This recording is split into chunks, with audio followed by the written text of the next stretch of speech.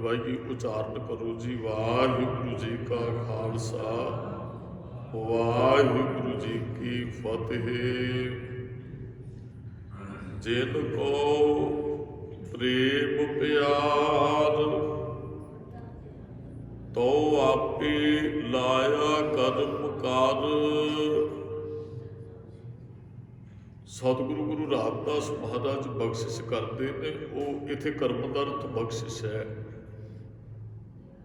वाहिगुरु ने जिहदे ते बख्शिश कीती उहनूं अपना प्रेम बख्शिश कीता।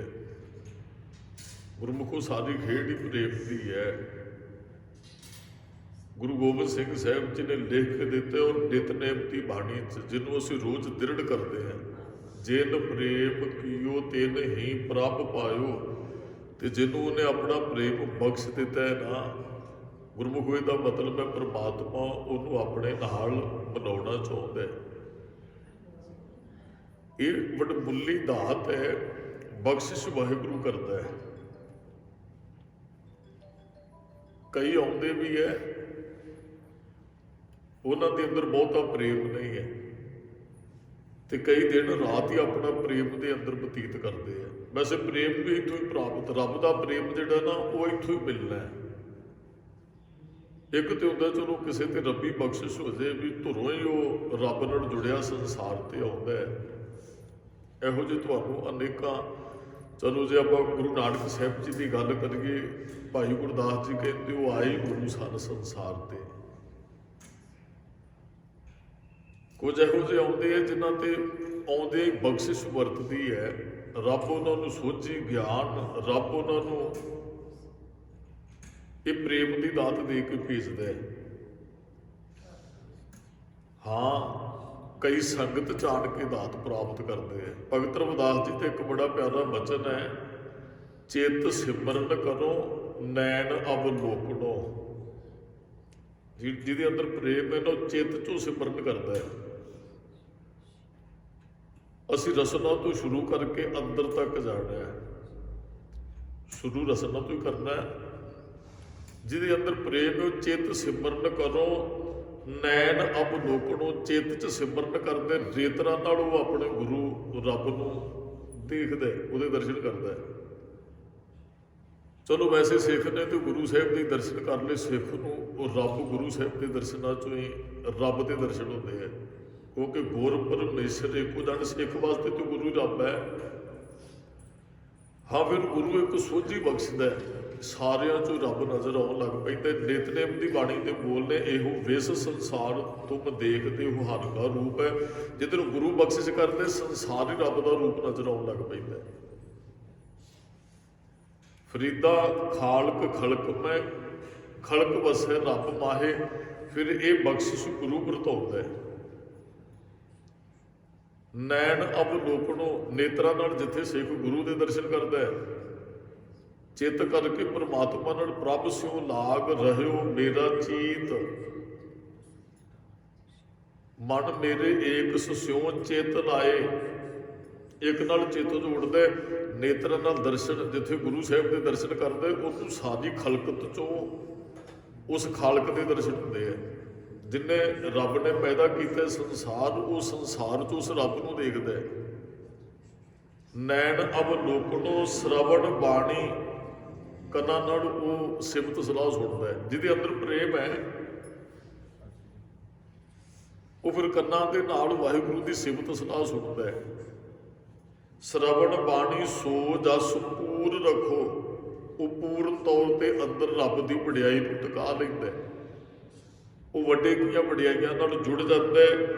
मन सो मद कुर करे, मन के अंदर बड़ी निमरता, बड़ा प्रेम। मन सो मद कर करो चरण हिरदे धरो। वो वाहिगुरू के चरणों को हिरदे च धारण करता है। चरण की है? गुरबाणी। चरण की है? वाहिगुरू का जाप। रब के चरण वाहिगुरू गुर मंत्र है। गुरु साहिब जी के चरण है, गुरु का शब्द। वो फिर चरण हिरदे च टिका के रखता है। वो सदा बहते उठद्या वाहिगुरू नूं जपदा है, नेत्रां नाल दर्शन करता है, चित्त च अपने गुरु रब नूं वसा के रखता है, कन्नां नाल वो उहदे जस नूं सुणदा है, ਮਨ ਨੂੰ ਨੀਵਾ ਕਰਕੇ ਰੱਖਦਾ। ਮਨ ਸੋ ਮਦ ਕਰੋ ਚਰਨ ਹਿਰਦੇ ਤਰੋ ਰਸਨ ਅੰਮ੍ਰਿਤ ਰਾਮ ਨਾਮ ਭਾਖੋ। ਰਸਨਾ ਨਾਲ ਅੰਮ੍ਰਿਤ ਨਾਮ ਰਾਮ ਨਾਮ ਭਾਖੋ। ਉਹ ਰਸਨਾ ਨਾਲ ਉਹਨੂੰ ਜਪਦਾ, ਉਹਦੇ ਸਾਰੇ ਇੰਦਰੀ ਉਸ ਵਾਹਿਗੁਰੂ ਨਾਲ ਜੁੜੇ ਹੋਏ ਆ। ਇਹ ਗੁਰਮੁਖ ਪਿਆਰੋ ਪ੍ਰੇਮ ਕਰਨ ਵਾਲੇ ਦੀ ਨਿਸ਼ਾਨੀ ਹੈ। ਜਿਹੜਾ ਪ੍ਰੇਮ ਕਰਦਾ ਉਹ ਸਦਾ ਹੀ ਉਹਦੇ ਨਾਲ ਜੁੜਿਆ ਰਹਿੰਦਾ। ਉਹ ਫਿਰ ਕਹਿੰਦੇ ਮੇਰੀ ਪ੍ਰੀਤ ਗੋਬਿੰਦ ਸਿਓ ਜਿਨ ਘਟੈ। ਮੇਰੀ ਪ੍ਰੀਤ ਕਿਤੇ ਗੋਬਿੰਦ ਨਾਲੋਂ ਘਟ ਨਾ ਜਾਏ। ਮਹਾਰਾਜ ਨੇ ਨਿਤਨੇਮ ਤੇ ਇਸ ਕਰਕੇ ਸਾਨੂੰ ਬਖਸ਼ਿਆ ਵੀ ਰੋਜ਼ ਅਸੀਂ ਬਾਣੀ ਪੜ੍ਹਨੀ ਹੈ, ਕਿਤੇ ਇਹਦਾ ਪ੍ਰੇਮ ਘਟ ਨਾ ਜਾਏ। ਰੋਜ਼ ਉਪਦੇਸ਼ ਨੂੰ ਦ੍ਰਿੜ ਕਰ, ਰੋਜ਼ ਵਾਹਿਗੁਰੂ ਦਾ ਸਿਮਰਨ ਕਰ। ਮਹਾਰਾਜ ਦਾ ਹੁਕਮ ਹੈ ਸਿੱਖ ਵਾਸਤੇ, ਗੁਰੂ ਸਾਹਿਬ ਜੀ ਦਾ। ਪ੍ਰੀਤ ਕਿਤੇ ਟੁੱਟ ਨਾ ਜਾਏ, ਇਸ ਕਰਕੇ ਅਸੀਂ ਰੋਜ਼ ਨਿਤਨੇਮ ਕਰਦੇ ਆ। ਘਰੇ ਗੁਰਮੁਖੋ ਸਾਡੇ ਬੱਚਾ ਰਹਿੰਦਾ ਹੈ ਨਾ, ਬੱਚਾ ਬੜੀ ਪ੍ਰੀਤ ਹੈ। ਇੱਕ ਰਾਤ ਵੀ ਘਰੇ ਨਹੀਂ ਆਉਂਦਾ, ਮਾਂ ਪਿਓ ਨੂੰ ਉਹ ਤੜਫ ਕਿਉਂ ਨਹੀਂ ਆਇਆ, ਕਿੱਥੇ ਸੀ ਉਹ। ਤੇ ਜਦੋਂ ਕਿਤੇ ਬਾਹਰ ਚਲਾ ਜਾਂਦਾ ਫਿਰ ਇੱਕ ਰਾਤ ਨਹੀਂ, ਉਹ ਕਈ ਰਾਤਾਂ ਸਾਲਾਂ ਬੱਧੀ ਬਾਹਰ ਰਹਿੰਦਾ। ਕਿਤੇ ਨਾ ਕਿਤੇ ਘਰ ਰਹਿਣ ਵਾਲੀ ਪ੍ਰੀਤ ਨਹੀਂ ਉਹ ਰਹਿੰਦੀ। ਸੱਚ ਜਾਣਿਓ, ਚਲੋ ਕਈ ਵਾਰੀ ਆਪਾਂ ਕਹਿ ਦਿੰਦੇ ਹਾਂ ਵੀ ਉਹ ਜਿਹੜੇ ਦੂਰ ਜਾਂਦੇ ਨੇ ਪ੍ਰੇਮ ਜ਼ਿਆਦਾ ਹੁੰਦਾ, ਉਹ ਕਹਿਣ ਦੀ ਗੱਲ ਹੈ। ਜਿਹਦੇ ਨਾਲ ਪ੍ਰੇਮ ਹੋਵੇ ਉਹਨੂੰ ਜੇ ਲੱਗਦੇ ਚਾਰੇ ਅਸੀਂ ਦੂਰ ਜਾਣ ਹੀ ਨਹੀਂ ਦਿਆਂਗੇ। ਮਾਇਆ ਨੇ ਸਾਨੂੰ ਮਾਂ ਨਾਲੋਂ ਪੁੱਤ ਨੂੰ ਦੂਰ ਕੀਤਾ, ਮਾਇਆ ਕਰਕੇ ਸਾਰੇ ਇੱਕ ਦੂਸਰੇ ਤੋਂ ਦੂਰ ਹੈ। ਮਹਾਰਾਜ ਕਹਿੰਦੇ ਮੇਰੀ ਪ੍ਰੀਤ ਗੋਬਿੰਦ ਸਿਓ ਜਿਨ ਘਟੈ। ਜੇ ਇੱਥੇ ਵੈਸੇ ਤੇ ਜਿਨ ਲਿਖਿਆ, ਅਸਲ ਦੇ ਅੰਦਰ ਇਹਦਾ ਅਰਥ ਬਣਦਾ ਮੇਰੀ ਪ੍ਰੀਤ ਗੋਬਿੰਦ ਸਿਓ ਜੇ ਨਾ ਘਟੈ। ਕਿਤੇ ਘਟ ਨਾ ਜਾਏ ਪ੍ਰੀਤ। ਤਾਂ ਮੈਂ ਰੋਜ਼ ਗੁਰੂ ਸਾਹਿਬ ਦੇ ਦਰਸ਼ਨ ਕਰਦਾ, ਤਾਂ ਮੈਂ ਕੰਨਾਂ ਨਾਲ ਬਾਣੀ ਰੋਜ਼ ਸੁਣਦਾ, ਤਾਂ ਮੈਂ ਰਸਨਾ ਤੂੰ ਅੰਮ੍ਰਿਤਮਈ ਬਾਣੀ ਨੂੰ ਪੜ੍ਹਦਾ, ਤਾਂ ਰਸਨਾ ਤੂੰ ਵਾਹਿਗੁਰੂ ਵਾਹਿਗੁਰੂ ਕਰਦਾ, ਤਾਂ ਚਿੱਤ ਚ ਟਿਕਾਇਆ ਕਿਤੇ ਮੇਰੀ ਪ੍ਰੀਤ ਘਟ ਨਾ ਜਾਏ। ਕਿਉਂਕਿ ਇਹ ਮੈਨੂੰ ਸਸਤੇ ਚ ਨਹੀਂ ਮਿਲੀ ਹੈ। ਜਿਹੜੀ ਪ੍ਰੀਤ ਹੈ ਨਾ, ਜਿਹੜਾ ਪ੍ਰੇਮ ਹੈ ਨਾ, ਦਾਸ ਨੇ ਵਾਰ-ਵਾਰ ਇਹ ਪੰਕਤੀਆਂ ਪੜ੍ਹੀਆਂ। ਜਿਸ ਪਿਆਰੇ ਸਿਓ ਨੇਹ, ਜੇ ਪ੍ਰੇਮ ਹੈ ਨੇਹ ਹੈ ਤੇ ਇਸ ਆਗੇ ਮਰ ਚੱਲੀਏ। ਇੱਥੇ ਮੇਰੀ ਪ੍ਰੀਤ ਗੋਬਿੰਦ ਸਿਓ ਜਿਨ ਘਟੇ, ਮੈਂ ਤੋਂ ਮੋਲ ਮਹਿੰਗੀ ਲਈ। ਮੁੱਲ ਬਹੁਤ ਮਹਿੰਗੀ ਪ੍ਰੀਤ ਪ੍ਰਾਪਤ ਕੀਤੀ ਹੈ। ਪਿਆਰ ਮੈਂ ਬਹੁਤ ਮਹਿੰਗਾ ਖਰੀਦਿਆ। ਕਿੰਨਾ ਕੁ ਮਹਿੰਗਾ? ਜੀ ਸੱਟੇ ਜਿੰਦ ਕੁਰਬਾਨ ਕੀਤੀ ਮੈਂ ਆਪਣੀ। ਸੀਸ ਵੱਢੇ ਕਰ ਬੈਸਣ ਦੀਜੈ, ਵਿੜ ਸਿਰ ਸੇਵ ਕਰੀਜੈ। ਮੈਂ ਸਿਰ ਵੱਢ ਕੇ ਭੇਟਾ ਕੀਤਾ, ਤਾਂ ਮੇਰਾ ਪ੍ਰੇਮ ਬਣਿਆ। ਉਸ ਨੇਹੋ ਨਾਲ ਪ੍ਰੇਮ, ਉਹਦੇ ਨਾਲ ਨੇਹੋ ਰੱਬ ਨਾਲ ਤਾਂ ਬਣਿਆ। ਮੈਂ ਤੋਂ ਮੂਲ ਮਹਿੰਗੀ ਲਈ ਜੀ ਸੱਟੇ। ਸਭ ਗੁਰਮੁਖਾਰੋ ਪ੍ਰੇਮ ਧਨ ਨਾਲ ਨਹੀਂ ਖਰੀਦਿਆ ਜਾਂਦਾ। ਮਹਾਰਾਜ ਨੇ ਕਿਹਾ ਰਾਵਣ ਸੀ ਨਾ, 11 ਵਾਰੀ ਸ਼ਿਵ ਨੂੰ ਸਿਰ ਵੱਢ ਕੇ ਨੇ ਭੇਟਾ ਕੀਤਾ ਸੀ। ਰਾਵਣ ਨੇ ਪ੍ਰੇਮ ਦੇ ਅੰਦਰ ਸੰਮਣ ਜੋ ਇਸ ਪ੍ਰੇਮ ਕੀ ਦਮ ਕਿਉ ਤੀ ਸਾਟ। ਕਹਿੰਦੇ ਉਹ ਰਾਵਣ ਦੇ ਕੋਲ ਕੋਈ ਦਮ ਪੈਸੇ ਨੂੰ ਕਹਿੰਦੇ ਕੋਈ ਘਾਟ ਨਹੀਂ ਸੀ। ਸੰਮਣ ਜੋ ਇਸ ਪ੍ਰੇਮ ਕੀ ਦਮ ਕਿਉ ਹੋਤੀ ਸਾਟ। ਰਾਵਣ ਹੁਤੇ ਸੋ ਰੰਕ ਨੇ। ਰਾਵਣ ਕੋਈ ਰੰਕ ਥੋੜੀ ਸੀ, ਕੰਗਾਲ ਥੋੜੀ ਸੀ, ਗਰੀਬ ਥੋੜੀ ਸੀ। ਜਿਨ ਸਿਰ ਦੀਨੇ ਕਾਟ। ਜੇ ਧਨ ਦੀ ਗੱਲ ਹੁੰਦੀ ਨਾ, ਉਹ ਸ਼ਿਵ ਨੂੰ ਉਹ ਆਪਣੀ ਨਗਰੀ ਭੇਟਾ ਕਰ ਸਕਦਾ ਸੀ, ਸੋਨੇ ਦੀ ਲੰਕਾ ਭੇਟਾ ਕਰ ਸਕਦਾ ਸੀ। ਲੰਕਾ ਸੋਨੇ ਦੀ ਸੀ ਨਾ ਰਾਵਣ ਦੀ। ਉਹਨੂੰ ਪਤਾ ਸੀ ਸ਼ਿਵ ਦਾ ਪਿਆਰ ਸੋਨੇ ਨਾਲ ਨਹੀਂ ਮਿਲਣਾ। ਫਿਰ 11 ਵਾਰੀ ਉਹਨੇ ਸਿਰ ਵੱਢ ਕੇ ਆਪਣਾ ਭੇਟਾ ਕੀਤਾ ਸੀ। ਰਾਵਣ ਨੇ ਪ੍ਰੇਮ ਕਰਦਾ ਸੀ ਸ਼ਿਵ ਦੇ ਨਾਲ। ਰਾਵਣ ਹੁਤੇ ਸੋ ਰੰਕ ਨੇ। ਰਾਵਣ ਨੂੰ ਰੰਕ ਥੋੜੀ ਸੀ, ਗਰੀਬ ਥੋੜੀ ਸੀ, ਕੰਗਾਲ ਥੋੜੀ, ਉਹ ਤੇ ਰਾਜਾ ਹੈ।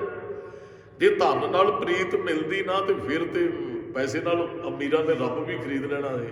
ਨਾ ਗੁਰਮੁਖੋ, ਕੰਚਨ ਸਿਉ ਪਾਈਏ ਨਹੀਂ ਤੋਲ। ਮਨ ਦੇ ਰਾਮ ਲਿਆ ਹੈ ਮੋਲ। ਤਨ ਮਨ ਧਨ ਸਭ ਸੌਂਪ। ਗੁਰ ਕੋ ਹੁਕਮ ਮੰਨਿਆ ਪਾਈਏ। ਇਤਨਾ ਰੱਬ ਮਿਲਦਾ ਹੈ। ਦਾਸ ਨੇ ਅੱਗੇ ਇੱਕ ਵਾਰੀ ਬੇਨਤੀ ਕੀਤੀ ਸੀ, ਜਿਨ੍ਹਾਂ ਦੇ ਅੰਦਰ ਪ੍ਰੇਮ ਹੈ। ਨਿੱਕੇ ਹੁੰਦੇ ਸਾਹਿਬ ਮੈਂ ਢਾਡੀ ਸਿੰਘਾਂ ਤੋਂ ਇੱਕ ਗਾਥਾ ਸੁਣੀ ਸੀ। ਟੂਕ ਮਾਤਰ ਕਵੀ ਸੰਤੋਖ ਸਿੰਘ ਨੇ ਵੀ ਸੂਰਜ ਪ੍ਰਕਾਸ਼ ਗ੍ਰੰਥ 'ਚ ਲਿਖੀ ਹੈ।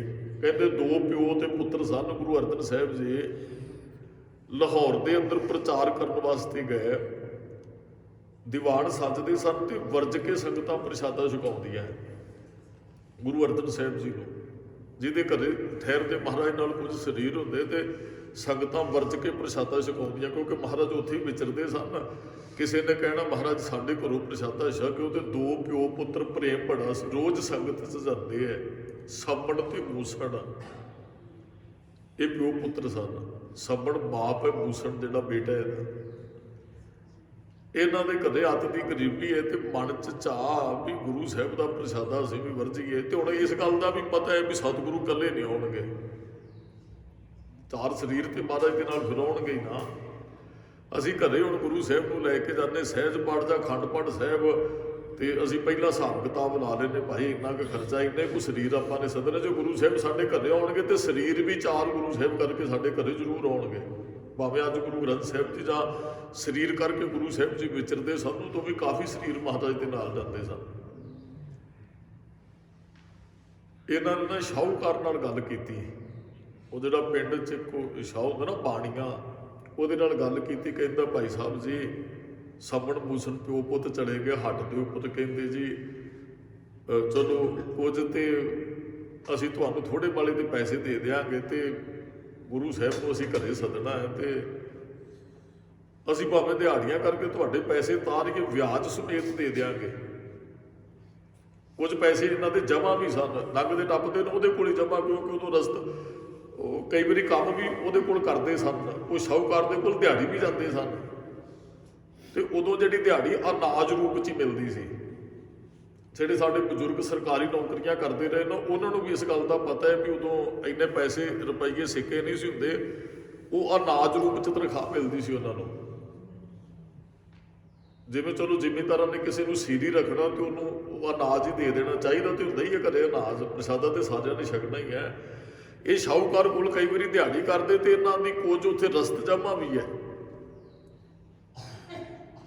ਕਿਉਂਕਿ ਰਸਤੇ ਲੋੜ ਅਨੁਸਾਰ ਉੱਥੋਂ ਲੈਂਦੇ ਸਨ ਤੇ ਕੰਮ ਵੀ ਕਰਦੇ ਸਨ, ਤੇ ਉਨੀ ਰਸਤ ਲਈ ਨਹੀਂ ਹੈ। ਸ਼ਾਹੂਕਾਰ ਕਹਿੰਦਾ ਕੋਈ ਨਹੀਂ ਜੀ, ਤੁਸੀਂ ਇਮਾਨਦਾਰ ਬੰਦੇ ਹੋ, ਚਲੋ ਤੁਹਾਡੀ ਵੀ ਸੇਵਾ ਕਰਨ ਦੀ ਜੇ ਇੱਛਾ ਹੈ ਗੁਰੂ ਅਰਜਨ ਸਾਹਿਬ ਦੀ, ਤੇ ਤੁਹਾਨੂੰ ਭਾਈ ਮੈਂ ਐਡਵਾਂਸ ਦੇ ਦਿਆਂਗਾ, ਜਿੰਨਾ ਅਨਾਜ ਚਾਹੀਦਾ ਲੈ ਜਾਓ।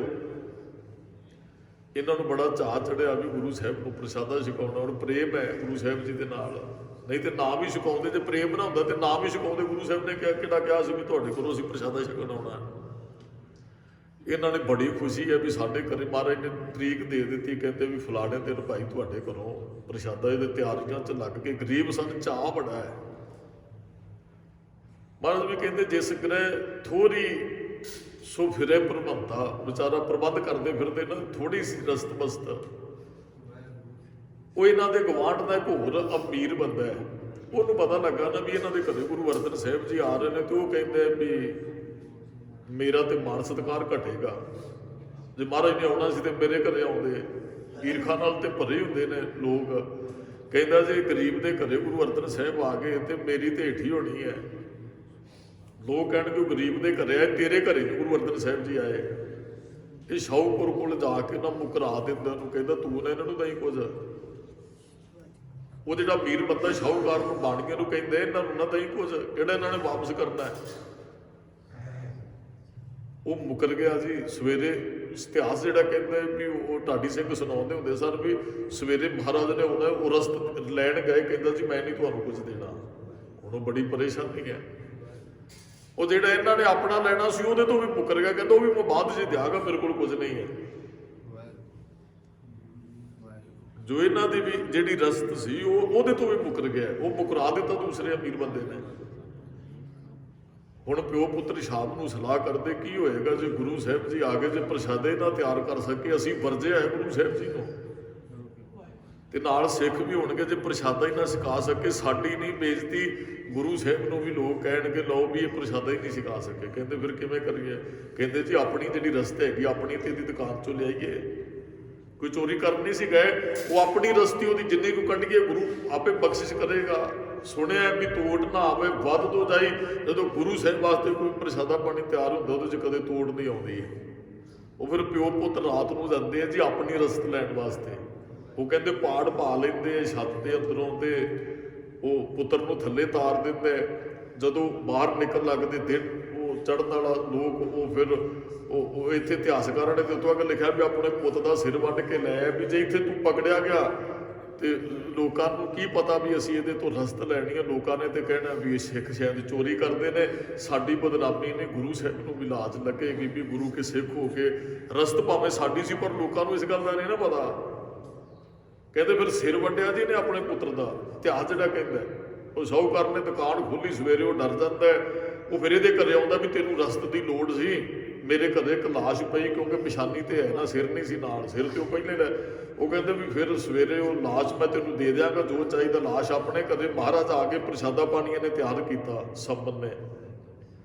ਉਹ ਮਹਾਰਾਜ ਕਹਿੰਦੇ ਵੀ ਸੰਗਤ 'ਚ ਦੋਵੇਂ ਪਿਓ ਪੁੱਤ ਜਾਂਦੇ ਸੀ, ਹੁਣ ਤੁਹਾਡੇ ਘਰੇ ਹੈ, ਤੁਹਾਡਾ ਬੇਟਾ ਕਿੱਥੇ ਹੈ?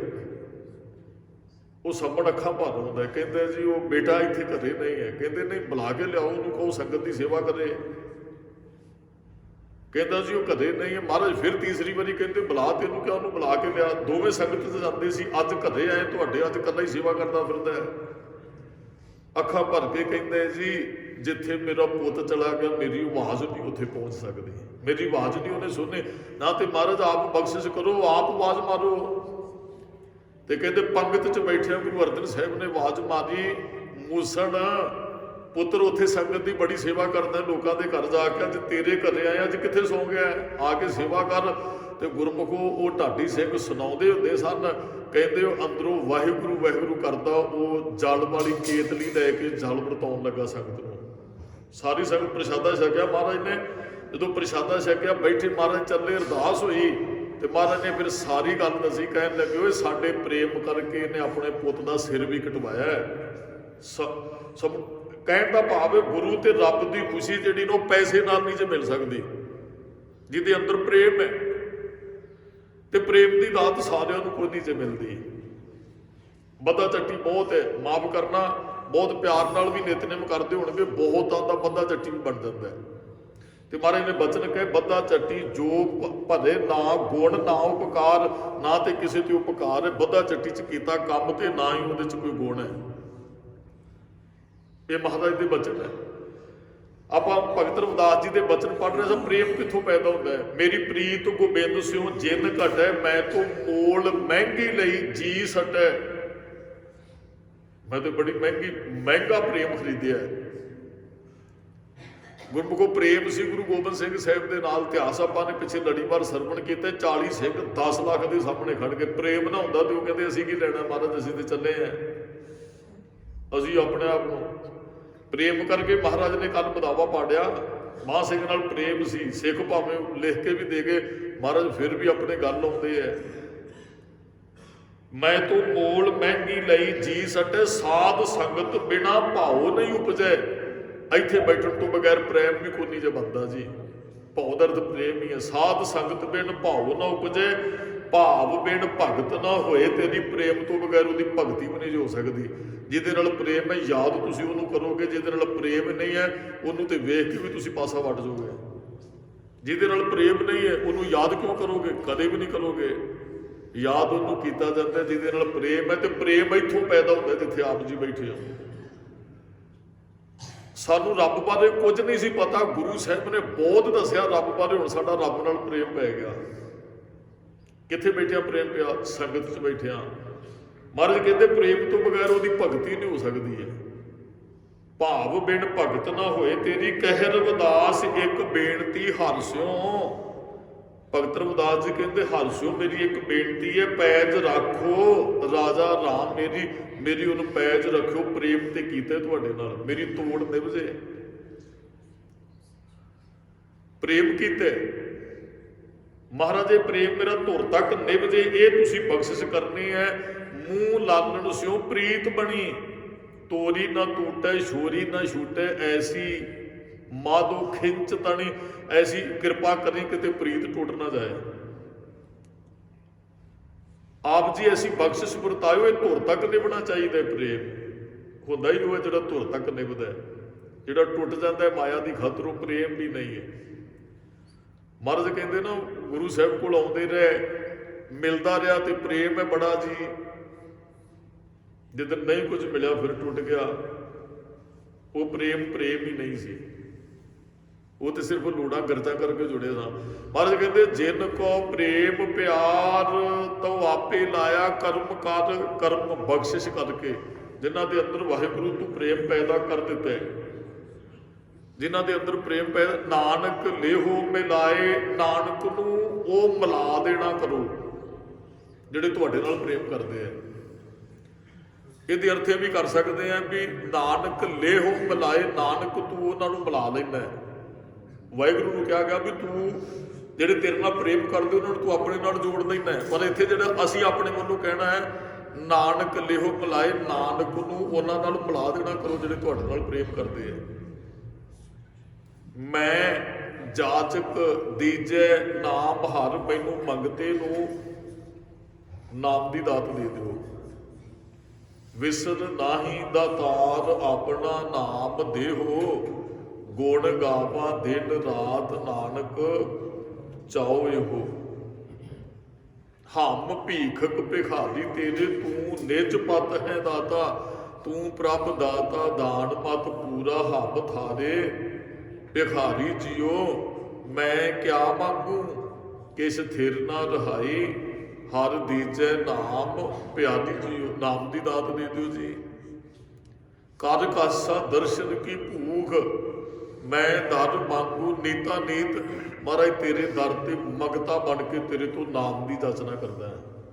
ਕਿਰਪਾ ਕਰੋ। ਕਦੇ ਮੰਗਿਆ ਸੀ ਮੰਗਤੇ ਬਣ ਕੇ ਨਾਮ ਆ। ਦਾਤਾ ਮੰਗਣ ਵਾਲੇ ਤਾਂ ਰੋ ਵੀ ਪੈਂਦੇ ਕਈ ਵਾਰੀ, ਮੈਨੂੰ ਕਿਉਂ ਖਾਲੀ ਰੱਖਿਆ ਜੀ, ਮੈਨੂੰ ਕਿਉਂ। ਕਿਤੇ ਇਸ ਤਰ੍ਹਾਂ ਨਾਮ ਮੰਗਦੇ ਨਾ ਗੁਰਮੁਖੋ ਤ੍ਰਿਪਤ ਕਰ ਦੇਣਾ ਸੀ ਗੁਰੂ ਸਾਹਿਬ ਨੇ ਸਾਨੂੰ।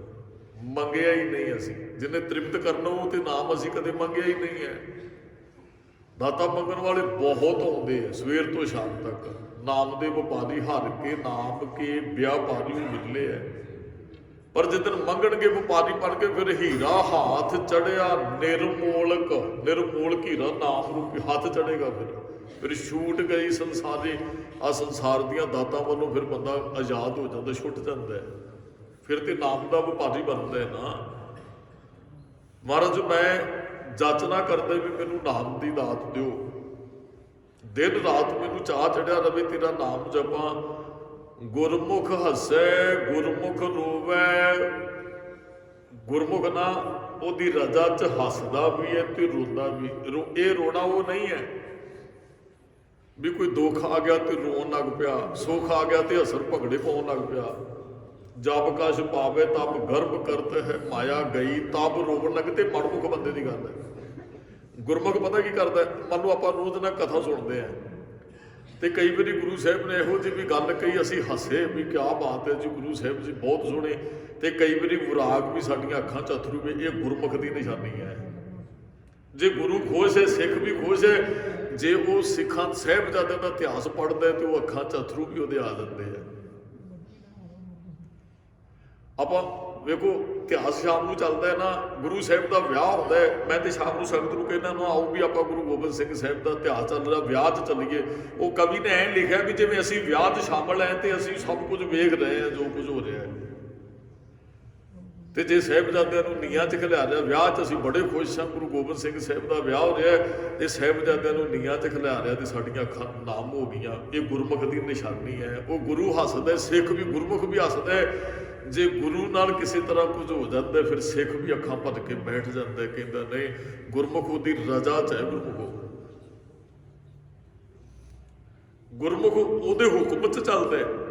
ਹੱਸਣ ਦਾ ਤੇ ਅਰਥ ਇਹ ਨਹੀਂ ਵੀ ਐਵੇਂ ਉਹ ਗੁਰਮਤ ਤੋਂ ਉਲਟ ਕੋਈ ਇਹੋ ਜਿਹਾ ਕੰਮ ਹੋ ਗਿਆ ਤੇ ਐਵੇਂ ਪਾਗਲਾਂ ਦੀ ਤਰ੍ਹਾਂ ਹੱਸੀ ਜਾਂਦਾ। ਹੱਸਦਾ ਅਰਥ ਵੀ ਅੱਜ ਗੁਰੂ ਵੀ ਖੁਸ਼ ਹੈ, ਅੱਜ ਮੈਂ ਵੀ ਖੁਸ਼ ਹੈ। ਇਹ ਖੁਸ਼ੀ ਮੈਨੂੰ ਗੁਰੂ ਸਾਹਿਬ ਨੇ ਬਖਸ਼ਿਸ਼ ਕੀਤੀ ਹੈ। ਹੱਸ ਵੀ ਸਾਨੂੰ ਲੈਣਾ ਚਾਹੀਦਾ, ਕਿਤੇ ਸਾਨੂੰ ਰੋ ਵੀ ਲੈਣਾ ਚਾਹੀਦਾ। ਕਿਤੇ ਕਿਤੇ ਕਿਤੇ ਨਾ ਰੋਇਓ, ਕਿਤੇ ਆਪਣੇ ਆਪ। ਵੈਸੇ ਨਾ ਅਸੀਂ ਜੁੜਦੇ ਨਹੀਂ ਹੈ ਕਿਤੇ ਇਕੱਲੇ।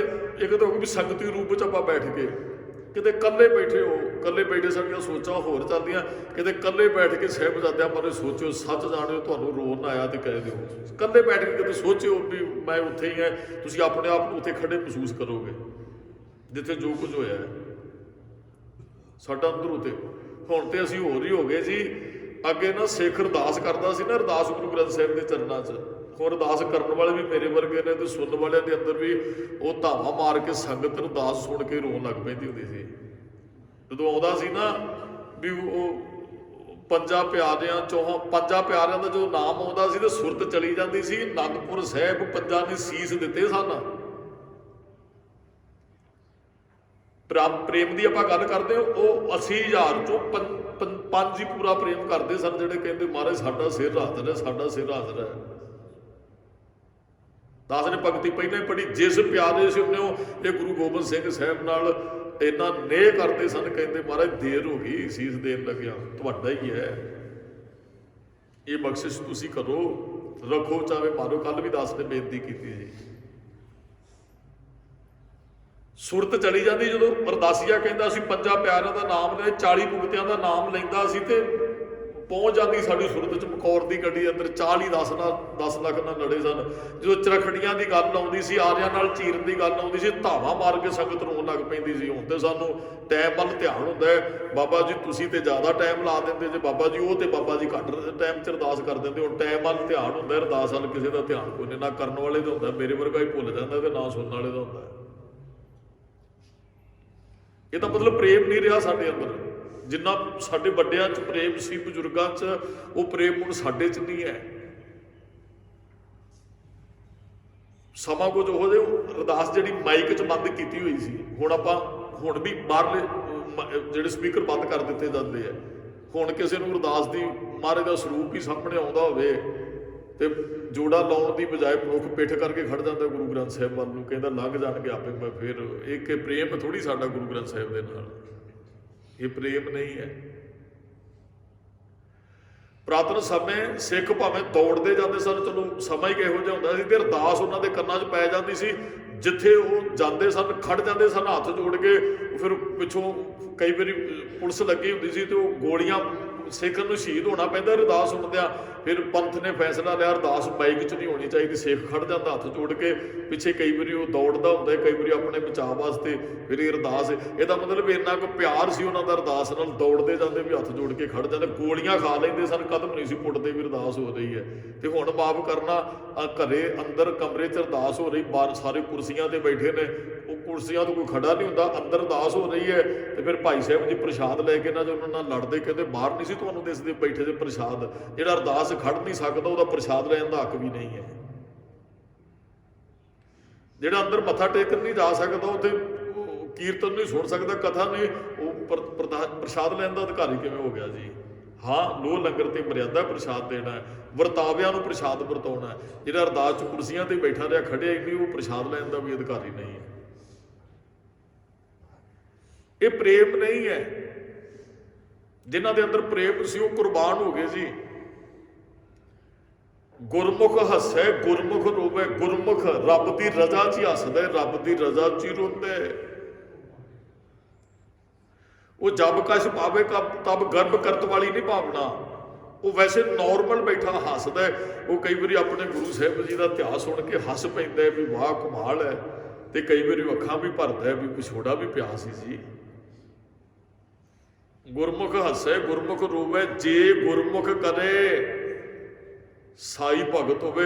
ਕਹਿੰਦੇ ਗੁਰਮੁਖ ਗੁਰੂ ਦੀ ਸਿੱਖਿਆ ਤੇ ਚੱਲ ਕੇ ਜੋ ਕਰਦਾ, ਆਹੀ ਤੇ ਭਗਤੀ ਹੈ ਸਿੱਖ ਦੀ। ਹੋਰ ਕੋਈ ਕਾਂਤ 'ਚ ਬੈਠ ਕੇ ਅਸੀਂ ਨਹੀਂ ਵਾਲਾ ਫੇਰਨੀ ਹੈ, ਬਸ ਗੁਰੂ ਦੀ ਰਜ਼ਾ 'ਚ ਆ ਜਾਣਾ, ਇਹ ਭਗਤੀ ਕਰਨੀ ਹੈ। ਗੁਰੂ ਸਾਹਿਬ ਨੇ ਜੋ ਕਿਹਾ ਕਰ ਦਿੱਤਾ, ਜੋ ਤਿਆਗਣ ਵਾਸਤੇ ਕਹੇ ਛੱਡ ਦਿੱਤਾ, ਇਹ ਤੇ ਸਿੱਖ ਦੀ ਭਗਤੀ ਹੈ। ਸਵੇਰੇ 5 ਬਾਣੀਆਂ ਦਾ ਨਿਤਨੇਮ ਕਰਨਾ, 45 ਮਿੰਟ ਘੰਟਾ, ਕਿਸੇ ਨੂੰ 1.5 ਘੰਟਾ, ਉਹ ਭਗਤੀ ਹੈ ਸਿੱਖ ਦੀ। ਆ ਵੀ ਭਗਤੀ ਹੈ, ਬੈਠੇ ਹੋ ਆਪ 45 ਮਿੰਟ ਭਗਤੀ ਕਰਨੀ। ਅਸੀਂ ਅਰਦਾਸ 'ਚ ਘੰਟਾ ਹੀ ਇੱਕ ਲੱਗਦਾ। ਇਹ ਭਗਤੀ ਹੈ, ਗੁਰੂ ਸਾਹਿਬ ਦਾ ਹੁਕਮ ਹੈ। ਜਿਹੜਾ ਜੋ ਅਸੀਂ ਹੁਕਮ ਮੰਨ ਕੇ ਕਰਦੇ ਉਹ ਭਗਤੀ ਹੈ ਸਿੱਖ ਵਾਸਤੇ। ਤੇ ਮਹਾਰਾਜ ਕਹਿੰਦੇ ਜੇ ਗੁਰਮੁਖ ਕਰੇ ਸਾਈ ਭਗਤ ਹੋਵੇ, ਗੁਰਮੁਖ ਹੋਵੇ ਸੋ ਕਰੇ ਵਿਚਾਰ। ਜਿਹੜਾ ਗੁਰਮੁਖ ਨੂੰ ਰੱਬ ਦੀ ਵਿਚਾਰ ਕਰਦਾ, ਅਸੀਂ ਹੁਣ ਰੱਬ ਦੀ ਵਿਚਾਰ ਕਰਨ ਵਾਸਤੇ ਬੈਠੇ ਆ। ਇਹੀ ਭਗਤੀ ਹੈ, ਆਹੀ ਗੁਰਮੁਖ ਦੇ ਕਰਨ ਵਾਲਾ ਕਾਰਜ ਹੈ, ਕਰਨ ਵਾਲਾ ਕਰਮ ਹੈ ਜੋ ਅਸੀਂ ਕਰ ਰਹੇ ਹਾਂ। ਗੁਰਮੁਖ ਜਿਹੜਾ ਰੱਬ ਦੀ ਵਿਚਾਰ ਕਰਦਾ ਹੈ, ਰੱਬ ਬਾਰੇ ਜਾਣਨਾ ਚਾਹੁੰਦਾ, ਰੱਬ ਨੂੰ ਮਿਲਣਾ ਚਾਹੁੰਦਾ, ਰੱਬ ਵਿੱਚ ਸਮਾਉਣਾ ਚਾਹੁੰਦਾ ਹੈ, ਰੱਬ ਵਿੱਚ ਇੱਕ ਮਿਕ ਹੋਣਾ ਚਾਹੁੰਦਾ ਹੈ। ਗੁਰਮੁਖ ਜਿਹੜਾ ਗੁਰਮੁਖ ਨਾਨਕ ਪਾਵੇ ਪਾਰ, ਨਾਨਕ ਜਿਹੜਾ ਗੁਰਮੁਖ ਹੈ ਨੂੰ ਫਿਰ ਪਾਵੇ ਪਾਰ ਪੈ ਜਾਂਦੇ ਭਵ ਸਾਗਰ ਤੋਂ ਜੀ। ਉਹ ਪਾਰਲੇ ਬੰਨੇ ਇਹ ਗੁਰਮੁਖਾਂ ਨੂੰ ਭੋਜਨ ਬਿਖਮ ਅਸਗਾ ਆ। ਦਾਸ ਨੇ ਬਹੁਤ ਮੇਰੀ ਪੰਕਤੀਆਂ ਪੜੀਆਂ, ਗੁਰ ਸ਼ਬਦੀ ਪਾਰ ਪਾਏ। ਗੁਰਮੁਖ ਹੋਵੇ ਸੋ ਕਦੇ ਵਿਚਾਰ, ਸ਼ਬਦੀ ਵਿਚਾਰ ਕਰਦਾ ਹੈ ਗੁਰਮੁਖ, ਰੱਬ ਦੀ ਵਿਚਾਰ ਕਰਦਾ ਹੈ, ਤੇ ਗੁਰਮੁਖ ਹੀ ਭਵ ਸਾਗਰ ਤੋਂ ਪਾਰ ਪੈਂਦਾ ਹੈ।